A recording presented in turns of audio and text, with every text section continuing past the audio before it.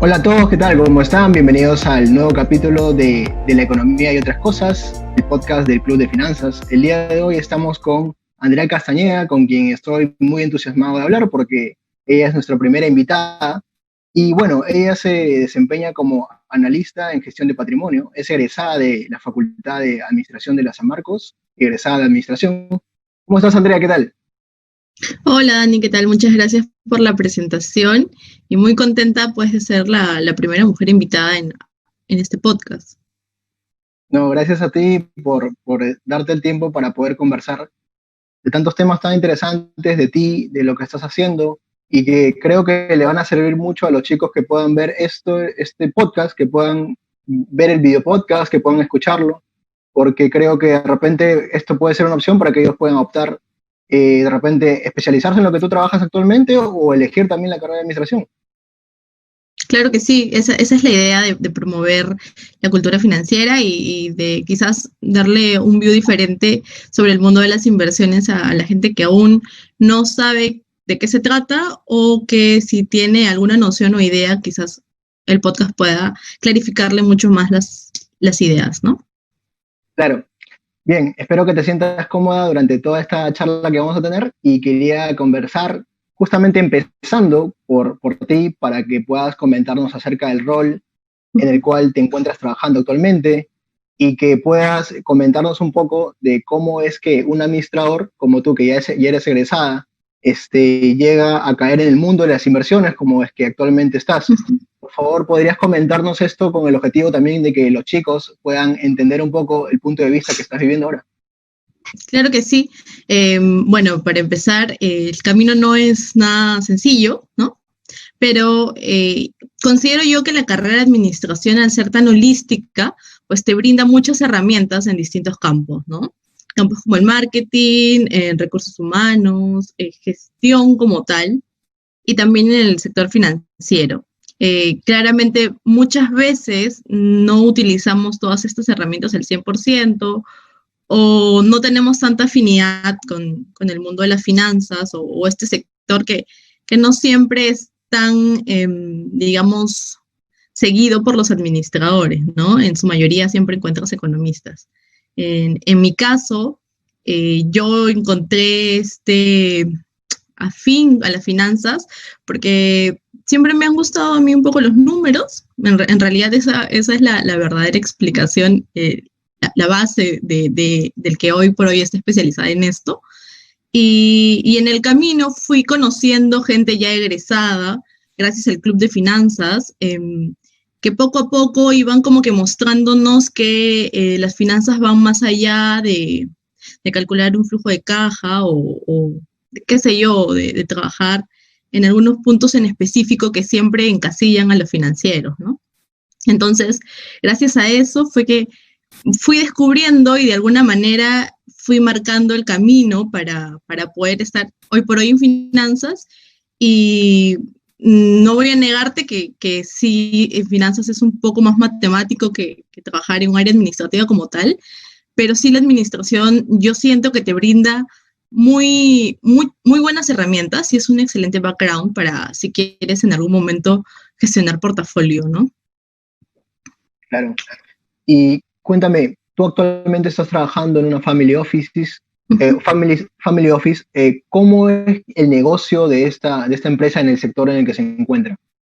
Claro que sí. A ver, la Family Office históricamente datan de los años 90 aproximadamente, cuando familias de alto patrimonio empezaban a contratar a cierto personal que se especializa solamente en gestionar su patrimonio, ¿no? Para generar valor en el tiempo de estos patrimonios. Entonces, antes era que tú contratabas a ciertos especialistas y solamente ellos veían tu patrimonio. Pero ¿qué pasó? Que el negocio creció, que hubo proyección en el mercado y dijeron, ¿por qué solo administrar o asesorar un patrimonio cuando podemos asesorar varios, ¿no? Entonces ahí es donde nacen las multifamily offices, que en esencia es lo mismo, la única diferencia es que no solamente administran el portafolio o el patrimonio de una sola familia, sino que tienen una diversidad de clientes, ¿no? Que Con esto digo, pueden ser muchas familias o muchos inversionistas de alto patrimonio también. Claro, ahora con, este, una persona, obviamente, de una familia, la persona natural como tal, puede acercarse a una family office y puede realizar los trámites para poder que puedan gestionar su patrimonio, o también puede ser un grupo de personas bajo el nombre de una familia que puedan hacer esta gestión. ¿Cómo es la cuestión? Claro, en verdad puede ser de ambos lados, ¿no? Una persona natural, pongamos un ejemplo, puede tener la idea de un negocio disruptivo en su momento y puede gestionarlo, puede hacerlo crecer y llegado cierto tiempo, bueno, decide pues venderlo porque siente que ya no es como antes o simplemente quiere venderlo para obtener un rédito de todo el esfuerzo que tuvo con anterioridad, ¿no? Entonces, lo vendes, qué sé yo, 5 veces más de lo que te costó hacerlo o 5 veces de vida o lo vendes en 20 millones, por ejemplo. Entonces tú estás generando un patrimonio y tú como persona puedes acercarte a una family office si así lo deseas o puedes gestionarlo por tu cuenta también y plantearle cuáles son tus objetivos de inversión y cuáles son también tus horizontes de inversión, ¿no? Tus gustos, tus preferencias respecto a las inversiones y a cómo quieres no solamente cuidar tu patrimonio, sino también cómo quieres que crezca este. Un grupo de personas que pertenecen a una familia también lo pueden hacer, ¿no? No sé, 3 hermanos, 3 primos, que quieren que el patrimonio crezca por junto o separado, lo pueden decidir y cualquiera de esas personas que cumpla un requisito para, para poder calificar como inversionista institucional, o sea, de alto patrimonio, puede acercarse, ¿no? Siempre claro está que el patrimonio sea de una fuente lícita, que sea comprobable que se ha podido generar ese patrimonio, ¿no? Entiendo. Y supongo que debe haber ciertas regulaciones, requisitos al momento de que cuando la persona desea que una entidad gestione su patrimonio. Por ejemplo, debe haber un mínimo para poder, a partir de ese mínimo, gestionar las peticiones que la persona desea o la familia desea. Algo así es. Claro, a ver, yo creería que en el mercado peruano el mínimo sería considerar el patrimonio que en la ley está establecido puede calificarse como inversionista institucional, ¿no? Para la ley de la Superintendencia de Mercado de Valores hay un monto mínimo que se va actualizando cada año y a partir de ello tú calificas como una inversión institucional. Y si tú decides, puedes acercarte a una family office. Ahora, en la industria de las family offices, no sabría decirte a ciencia cierta si es que existe un mínimo como tal, es decir, si solo tienes 4 millones en adelante, recién te lo puedo gestionar. Yo creería que eso va a depender ya de cada una de esas instituciones, ¿no? Es decir, muchas veces o muchas de las family offices en Perú no tienen tanto personal o tanto talento humano, tanto recurso. Entonces, claramente creo yo, gestionar un patrimonio de 4 millones que te puede demandar tiempo, mano de obra, no te sale tan a cuenta, ¿no? Preferirías que sea uno de 10 millones, de 15 millones. Va a depender de los objetivos administrativos o de los parámetros que se plantee cada una de estas empresas, ¿no? Pero no creería que haya un mínimo para que yo, Family Office, acepte tu dinero. Ya va a depender de cada una de ellas si es que quiere gestionar 2 millones, 3 millones, 4 millones o si solo quieren enfocarse en portafolios mucho más grandes, ¿no? Para tener, para que su mano de obra valga lo que vale, ¿no? Entiendo. Por lo que me comentas, entiendo de que manejas o gestionas volúmenes de cantidades de dinero, de repente, que uno no se puede imaginar así, por decirlo.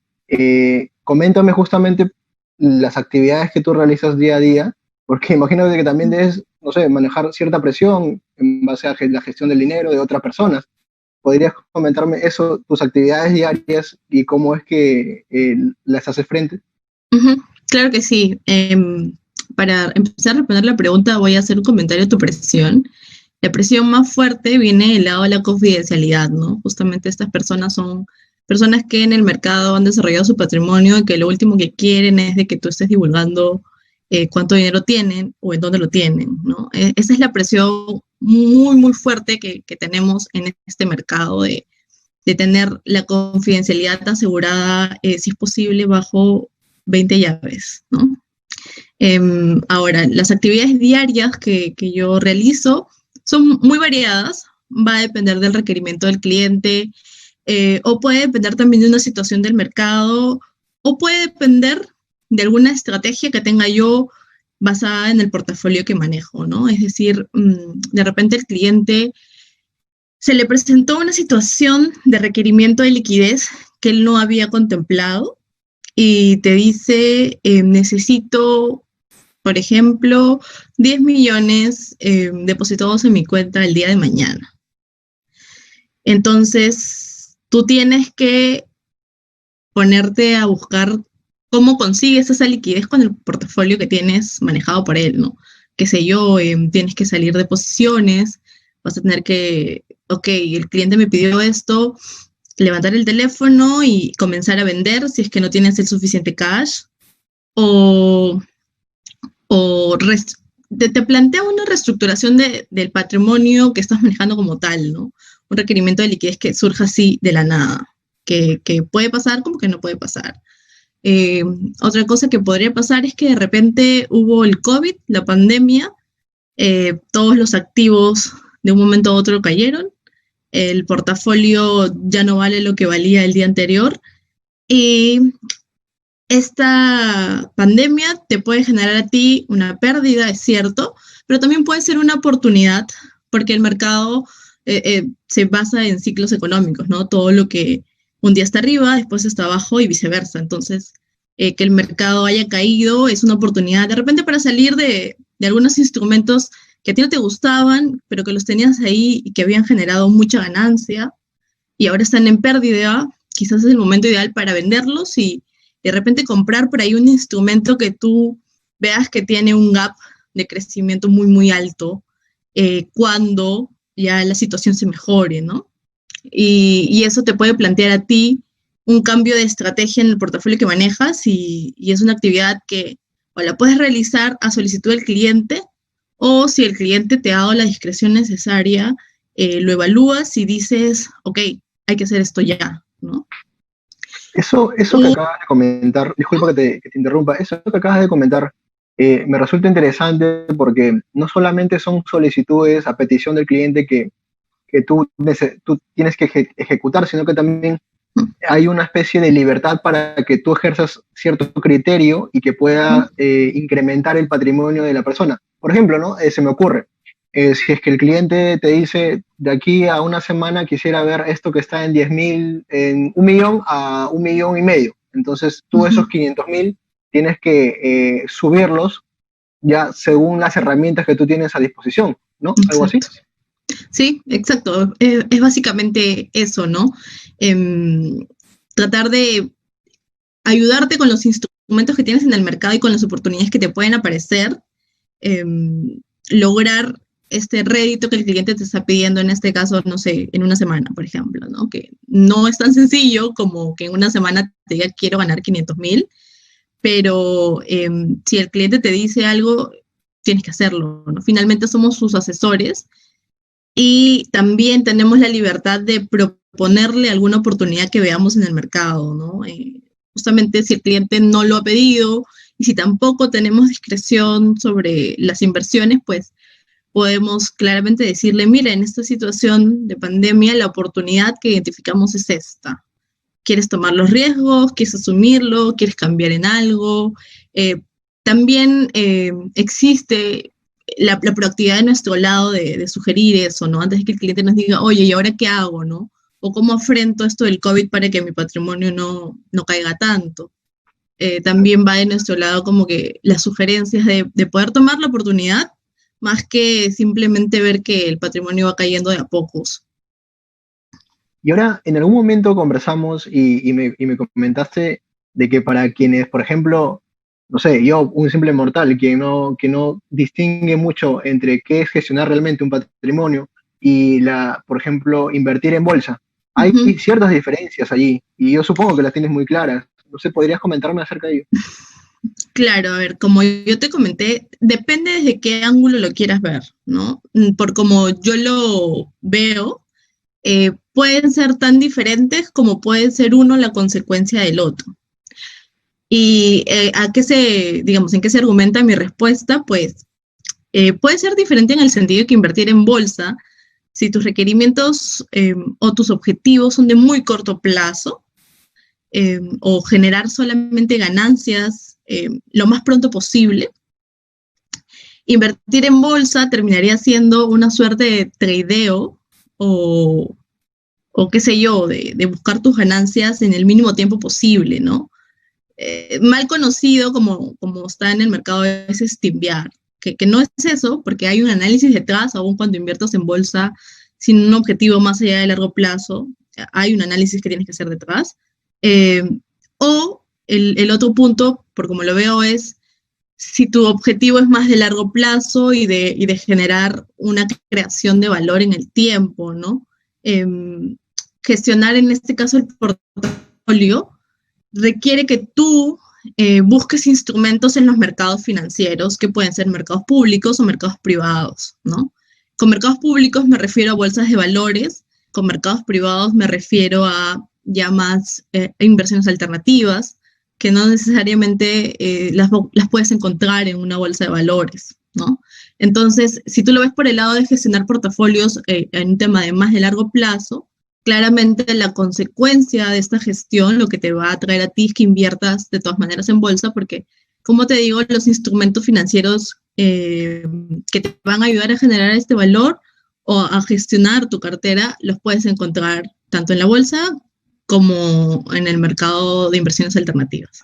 Entonces, a veces uno puede ser más complejo que otro en términos muy generales, ¿no? Pero tú también recurres a la inversión en bolsa en algunas circunstancias. Claro que sí, sí. También recurrimos de hecho, me atrevería a decir que bastante porcentaje de lo que se realiza en una gestión patrimonial recurres a la inversión en bolsa porque finalmente en el mercado público hay muchos instrumentos que te ayudan a ti a pues generar lo que estás buscando y porque además encuentras activos muy seguros también, ¿no? Activos que de alguna manera u otra te van a generar rendimiento o que en el largo plazo pues te van a asegurar un crecimiento. Y con respecto a las AFPs, ¿también hay diferencias similares que se tienen? Sí, yo creo que la principal diferencia, por ejemplo, entre una Family Office y una AFP es que la gestión patrimonial, que es una Family Office, en realidad puede ser a discreción o puede ser según los objetivos de inversión que tiene el cliente. O sea, el trato o el acuerdo es más bilateral, ¿no? Va de ambos lados. En cambio, una AFP, lo que la AFP realiza en esencia es una gestión patrimonial como tal, pero la diferencia es que tú le estás otorgando a esta casa de fondos la discreción absoluta de que ellos realicen los objetivos de inversión que crean convenientes para rentabilizar tu fondo y asegurarte a ti tu pensión, ¿no? Tu pensión con flujos. Entonces, no es tan bilateral como la otra, es más como que a discreción de la propia FP, evaluar cuál va a ser su distribución según el tipo de activo en el que va a invertir, cuánto porcentaje le va a destinar a qué mercados, cuánta comisión te va a cobrar a ti o cuánta comisión está dispuesta la FP a pagar por las inversiones en los instrumentos que ellos tienen dentro de la cartera, ¿no? Y a ti como cliente lo único que te dicen y también le dicen al ente supervisor, por si acaso, los objetivos de inversión del fondo 1, 2 y 3 son estos, el tipo de activos en los que están alocados son estos, el tipo de participación que tienen en distintos mercados es este, y la rentabilidad que han generado es esta, ¿no? Va más unilateral de ese lado, pero en esencia es lo mismo, es una gestión patrimonial como tal, ¿no? Me parece muy interesante, tanto lo que me has comentado hasta ahorita Entiendo que requiere un background técnico, mucho criterio, también por ahí inteligencia emocional, entre otras cosas. Y me llama mucho la atención el hecho de que tú eres egresada de administración y de repente en esos ciclos, en adelante ya para los últimos ciclos, tomaste tu primer trabajo que no necesariamente era lo que estás ahorita y de repente por ahí quisiste investigar más y ahora estás trabajando en el mundo de las inversiones. Quisiera que me cuentes un poco justamente acerca de tu primer trabajo y hasta ahora y qué fue Claro. lo que te hizo cambiar para poder estar ahora, ¿no? En un mundo de Em, inversiones. claro, no, vamos a remontarnos entonces a las épocas universitarias. Em, para ser sincera, como te lo comenté al inicio, yo siempre he tenido un Muy cierto lejos acercamiento a tampoco, los ¿ah? números, ¿no? Disculpa, que no estamos muy Ujú. lejos tampoco a las épocas universitarias. Escúchame, eso Han fue en pasado el unos años. 2015, hace 5 años. Ya, esta parte claramente la cortas, de nuevo. Pues quitarle la seriedad del caso. Bueno, ya. Ahí va. Dale, dale. Como te lo comenté al inicio, en verdad, yo siempre he tenido cierta afinidad a los números. Em, por temas de que en el momento en el que postulé no tenía tanto respaldo. Es decir, en mi familia soy la primera universitaria. em, no tenía como que el respaldo de que alguien me dijera en esta carrera puedes ver esto, en esta otra carrera puedes ver esto, ¿no? Yo estaba entre economía y administración. Finalmente sentí que administración me iba a dar muchas más herramientas, y terminé escogiendo administración, ¿no? Entonces, cuando ya llego a los ciclos intermedios en los que vemos más cursos de finanzas, el enfoque del profesor o de la clase del profesor era un financista que iba a estar con su Excel todo el día calculando un flujo de caja, el BAN, la TIR y ciertas variables o indicadores que son muy importantes en finanzas, ¿no? Y yo me decía a mí misma, ok, me gustan las finanzas, pero estar calculando todos los días un flujo de caja e indicadores, esto me puede aburrir, porque yo considero que soy una persona bastante dinámica, y si estoy haciendo lo mismo siempre me iba a aburrir. Entonces dije, ok, es el momento de buscar prácticas. Voy a buscar prácticas en un área distinta, de repente para ver si es que por ahí encuentro alguna otra pasión, ¿no? Algo que me impida a mí llegar a un flujo de caja diario por la eternidad. Que dicho sea de paso, es Eh, lo más mi básico primera que nos práctica, enseñan. claro, es lo más básico que nos enseñan, y yo la tenía clara. Yo no iba a ser, o sea, yo siempre he pensado que uno tiene que trabajar en lo que a uno le guste, porque levantarte con la idea de, tengo que ir a trabajar, no. Entonces, ir a hacer un flujo caja todos los días no me veía. Y dije, bueno, voy a probar en otras áreas. Mi primera práctica fue en logística, totalmente alejado de finanzas, ¿no? Pero esta práctica a mí me sirvió para darme cuenta de que si quería finanzas, ese tipo de finanzas no las podía hacer. Así que o me decidía por eso o buscaba otra cosa, ¿no? Entonces, en mi afán de buscar unas finanzas más dinámicas, es que me meto al club de finanzas, empiezo como que a conversar más con egresados, y el club de finanzas llevó a unas conferencias a dos chicos, a Daniel Trujillo e Ismael Cruz. Uno trabajaba en el Family Office del BCP, el otro trabajaba en la SMB, pero ambos eran CFA, ¿no? Y empezaron a hablar del mundo de las inversiones y que esto estaba en finanzas. Entonces yo dije, ok, puedes hablarme un poco más de esto, y es ahí donde dentro del mundo de las finanzas, pues se mezclan los mercados, y los mercados son dinámicos por naturaleza. Entonces yo dije, ok, aquí es, ¿no? O sea, son finanzas, me gustan, y voy a tener algo que no me va a aburrir todos los días, porque los mercados todos los días cambian. No sé, por ejemplo, salen nuevos infectados en Estados Unidos, y si el mercado ya está en positivo salió la noticia, el mercado cambió. Ni siquiera necesitaste un día para que el dinamismo cambie, sino fue en cuestión de horas. Yo dije, ok, esto no me va a aburrir, ¿no? Y luego dije, ¿y ahora cómo llego? Porque es la pregunta para cualquier estudiante universitario, ¿no? Ahora, ¿cómo llegó a esto? Entonces, tanto Daniel como Ismael eran egresados de la facultad. Y eso era lo más curioso, ¿no? Porque no es tan común conocer gente egresada que trabaje en finanzas y más aún en inversiones.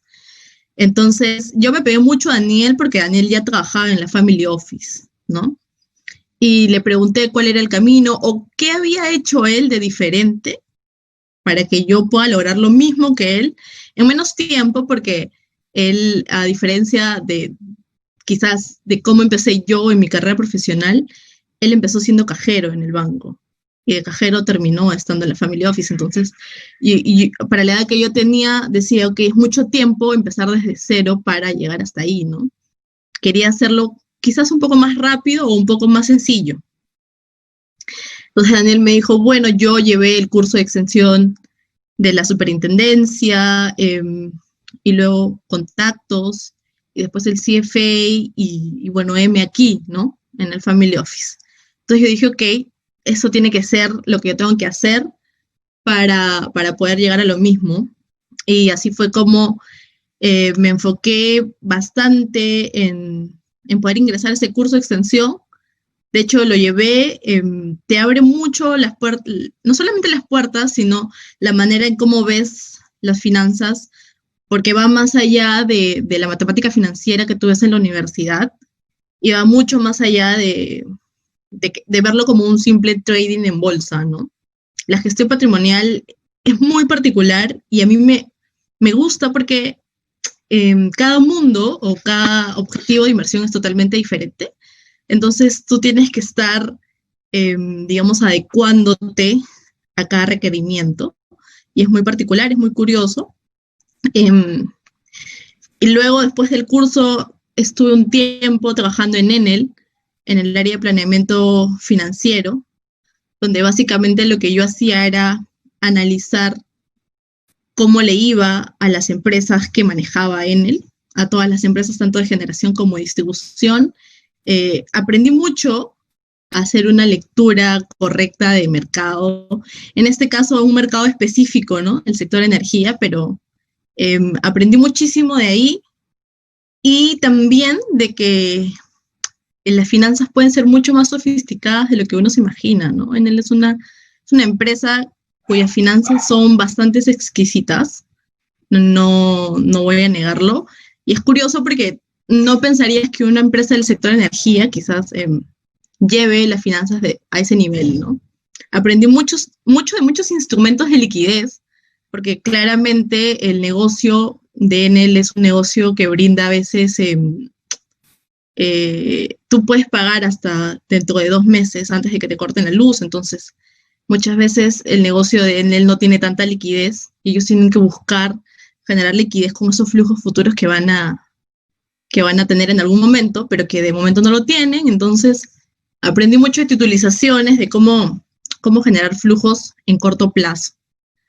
Y bueno, después de eso pude trabajar brevemente en una SAP y más o menos tener nociones básicas de wealth management y por contactos también llegar a la empresa en la que estoy hoy, ¿no?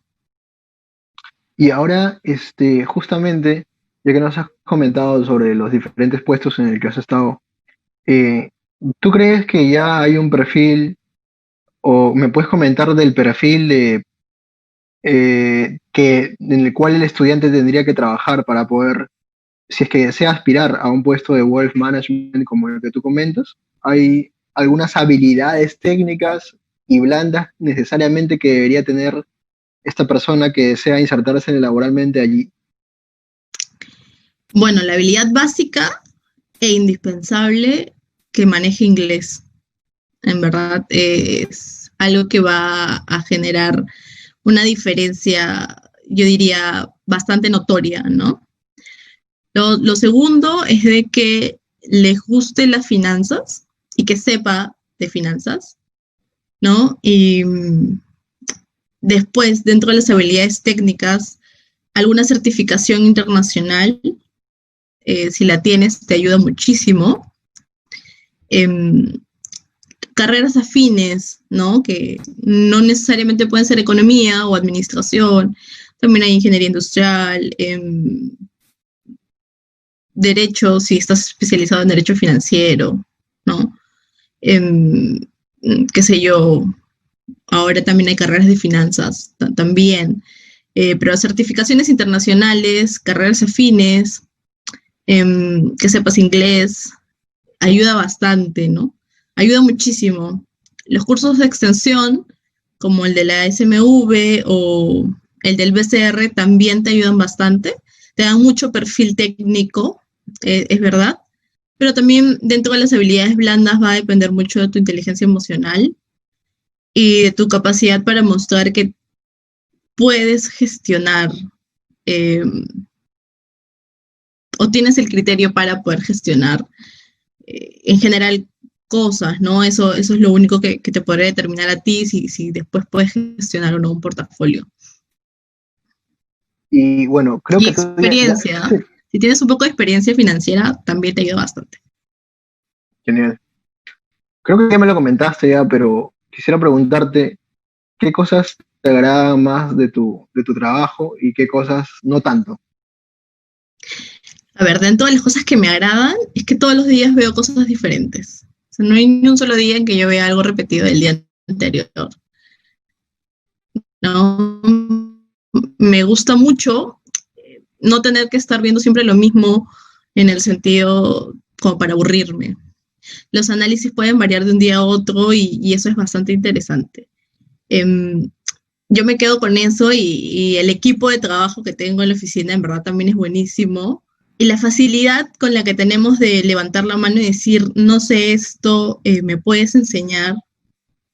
Marca en verdad una completa distancia entre cualquier otra chamba, ¿no? El ambiente laboral es muy, muy bueno y la disposición que tienen de enseñarte o de acompañarte en el aprendizaje. Luego, cosas que no me agraden, quizás es un trabajo muy demandante. No voy a decir que no me gusta, o que no me agrade al 100%, pero sí es un trabajo en el que tienes que sacrificar muchas veces tus tiempos porque de eso depende que la relación se mantenga, ¿no?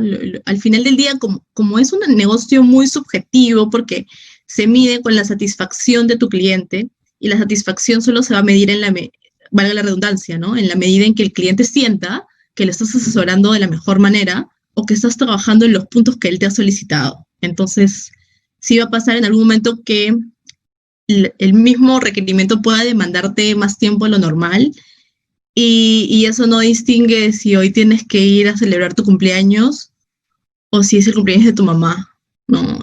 Es muy, de cierto modo es muy sacrificado, pero al final el resultado es gratificante, en verdad.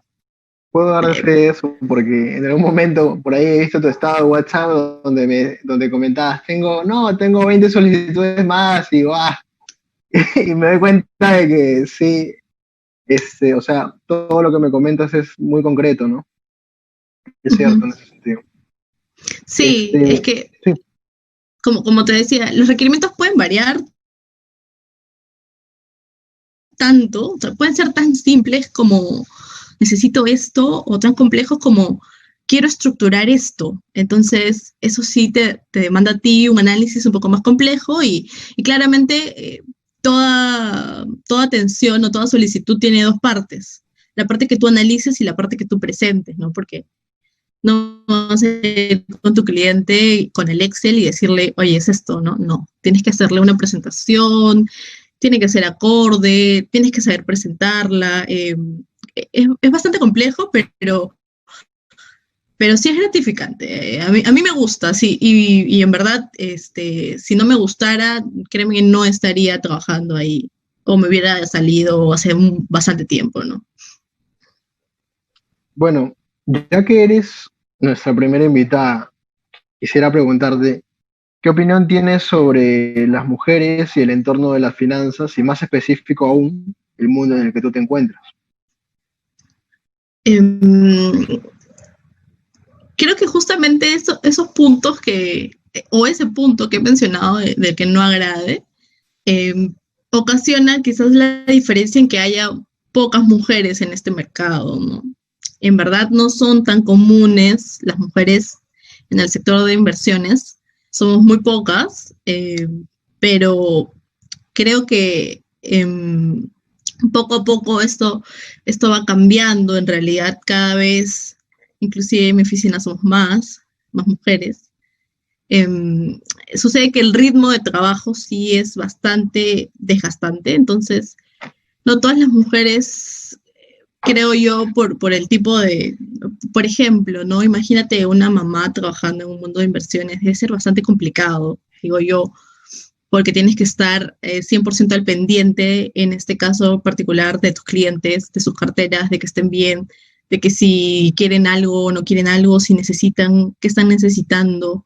Entonces sí es bastante demandante y a veces las mujeres tienen actividades bastante demandantes como para tener un trabajo que aún más sea demandante, ¿no? Sin embargo, las tendencias ahora creo que están cambiando un poquito, hay muchas más mujeres y eso a mí me alegra bastante porque las mujeres somos bastante capaces de poder estar en este mercado, en verdad no es nada del otro mundo, es simplemente que te gusten las finanzas y que busques ir tecnificando o buscando la técnica adecuada para poder mejorar toda esa parte académica o tener esos conocimientos académicos duros, ¿no? Y luego ir creciendo en este mercado, ¿no? Que en verdad es bastante diverso. Sí es demandante, pero es bastante entretenido. Y espero yo que muchas mujeres en adelante se sigan incluyendo o sigan buscando querer desarrollarse en esta industria.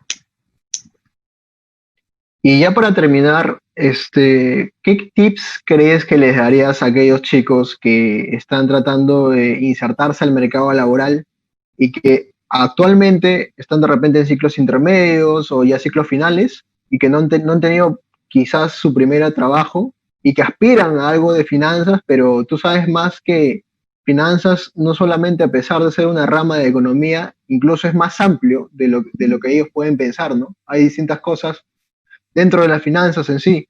¿Qué consejos le darías a los chicos que aspiran a un puesto como el tuyo, por ejemplo?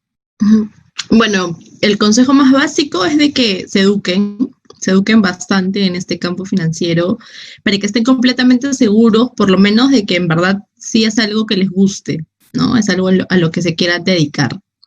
Segundo, yo les diría prueben un montón hasta el cansancio antes de egresar. Hay muchas empresas consultoras grandes, como las Big Four, que tienen programas de trainee que te ayudan a ti, inclusive algunos bancos te ayudan a ti a ir como que rotando entre varias áreas en un rango de tiempo, ¿no? Eh, y no hay nada mejor que como conocer o experimentar más o menos cómo son las mecánicas de cada una de las áreas. Más allá de decir, ya, quiero esto, creo que es bueno que en tu propia experiencia o bajo tu propia mirada experimentes cada uno de estos procesos y digas, ok, sí, esto es, ¿no? Porque en el camino, si tú también es bueno, ¿no? Ir conociendo egresados, ir preguntándoles más o menos cómo ven ellos el mercado o qué es lo que hay dentro del mercado.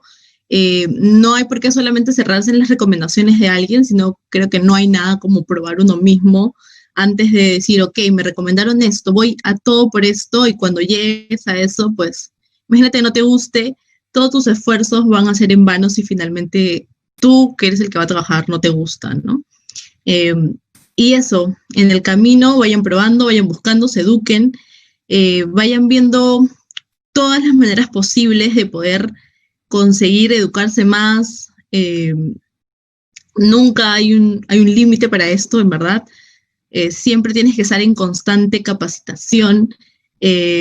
Cada vez hay más, yo diría que hay más oportunidades para desarrollarte en el sector financiero. Ahora las fintech, la mecánica que se maneja detrás, las inversiones, el tema de generar, qué sé yo, para instituciones mucho más grandes. El mundo de inversiones inclusive está partido en varias subáreas, ¿no? Áreas que solamente se dedican a decirte cómo están los mercados económicos, áreas en las que solo te dicen cuáles son los instrumentos que ahorita están dando la hora, área que solamente se dedica a ingresar o salir de inversiones. Es mucho más especializado y quizás el perfil es mucho más quant, pero va a depender si a ti te gusta o si no te gusta, y finalmente también si es que pueden por ahí obtener alguna certificación internacional porque les gustan las finanzas. Hay varias certificaciones hoy en día, no solamente está el CFA. Si te gusta riesgos, puedes dar el FRM. Si te gusta las finanzas cuantitativas como tal, pues hay una certificación específicamente para eso. Entonces, si puedes obtener alguna de estas, también es buenísimo, porque no solamente te ayuda en el currículum, sino porque además de eso te va a permitir a ti, pues, ir viendo si es que finalmente esto es lo que te gusta y es en lo que quieres trabajar. Y André, quisiera hacerte una última pregunta ya como bonus. Incluso se la pregunté a Ayrton, recuerdo en una entrevista. Actualmente incluso la banca se ha impactado con el tema, esta nueva forma de poder, de los negocios digitales, de transformación digital, y ha entrado incluso a negocios que actualmente, que incluso antes eran tradicionales, pero que por ciertas circunstancias de adaptación han tenido que incluso crear laboratorios que puedan incluir a gente con este tipo de habilidades para que puedan incluirlo en negocios tradicionales, como era la banca, como era como son el caso de las finanzas en general. No sé si en tu caso, en el mundo en el que estás, en el sector en el que estás, has notado cierto tipo de cambio así, o de repente lo has visto, o en la forma en que trabajan, en la forma flexible de sus equipos al trabajar. No sé si puedes comentarme algo que has notado, algún tipo de cambio relacionado a esta tendencia. Bueno, el principal cambio, el home office, en realidad, antes era una idea que no contemplábamos porque requeríamos quizás de ciertas herramientas, o muchos de nuestros clientes son clientes que les gusta vernos, ¿no? Entonces necesitábamos una oficina para que ellos puedan vernos. La situación sí ha obligado a que de alguna manera todo se maneje de forma remota. En el camino hemos tenido ciertos y desaciertos, como todos, creo, ha sido parte de acoplarse a este nuevo estilo de trabajo. Pero sí nos ha ido bastante bien. Hemos tenido la capacidad de adaptarnos, creo yo, en poco tiempo, porque 3 meses es poco tiempo para adaptarte a un cambio. Sí, estamos en camino a quizás desarrollar más transformación tecnológica, no solamente mi empresa, creo que el sector en realidad, ¿no? También parte de que los requerimientos hoy en día son otros, y no solamente hay que, en este caso, salvaguardar que el patrimonio esté bien gestionado, sino que las personas que lo gestionen también estén bien, ¿no? Puede sonar un poco quizás trillado, pero es la verdad. Entonces, digamos que esta situación va a obligar a que casi todos los sectores busquen alguna manera de aliarse con la tecnología para poder desarrollarla en el camino, generar nuevas herramientas y nuevos servicios dentro de cada uno de los sectores, ¿no? Hoy por hoy no tenemos nada fijo ni establecido, pero imagino que en el camino se va a ir dando poco a poco, ¿no? Sí, buenazo. Pucha, yo la verdad seguiría conversando contigo porque están muy interesantes los temas que hemos abordado, y espero que no sea la primera vez, que haya una vez más para poder seguir abordando más temas y quizás conversar ya de cosas más de actualidad también. No sé, de repente tú puedas comentarnos acerca de ello. Entonces, muchas gracias por haberte tenido. Espero que te hayas sentido en confianza, que creo que sí. No sé, tú me dirás. Y nada, muchas gracias por haber estado acá. No, muchas gracias en realidad a ti por la invitación, por haber sido en este caso la primera mujer a la que entrevistamos, porque también soy parte del club y esto es un logro de todos, creo yo. Ha sido parte de que la gente en el club también tenga la proactividad de adecuarse a este nuevo estilo de vida.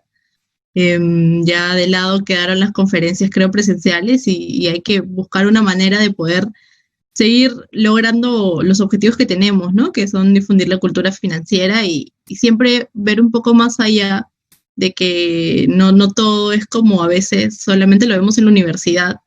El mundo, el exterior, el mundo laboral es mucho más grande.